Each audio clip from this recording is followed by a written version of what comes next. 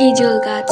হিজল গাছের নাম হয়তো অনেকেই শুনেননি। অবশ্য শহর অঞ্চলে হিজল গাছ অত একটা নেই, কিন্তু গ্রাম সাইডে হিজল গাছের নাম শুনলেই মানুষ ভয় পায়। বলা হয় হিজল গাছে নাকি জিনের বাসা। হিজল গাছ থেকেও মানুষকে জিনে ধরে, তাই সন্ধ্যাবেলা বা রাতের বেলা একা একা হিজল গাছের নিচ দিয়ে যাবেন না, নয়তো আপনিও পড়তে পারেন জিনের নজরে। আর একবার যদি জিনের নজরে পড়ে যান তাহলে কিন্তু জীবনটা একদমই তেজপাতা হয়ে যাবে। মানে যাকে জিনে ধরে তার অবস্থা আপনারা তাদের মুখ থেকে শুনতে পারবেন। অনেক সময় তো এমন অবস্থা হয় মানুষ মারাও যায় সঠিক চিকিৎসা না করলে। তাহলে শোনো, ছোট্ট একটি মেয়ে সন্ধ্যায় মাটি দিয়ে হিজল গাছের নিচে বন্ধুদের সাথে খেলা করছিল। ঠিক তখনই মেয়েটিকে জিনে ধরে। মেয়েটির বাবা মা অত একটা গুরুত্ব দেয়নি। 13 দিনের মাথায় মেয়েটি মারা যায়। যাই হোক, আজকে নিলাটা তোমাদের কাছে কেমন লেগেছে?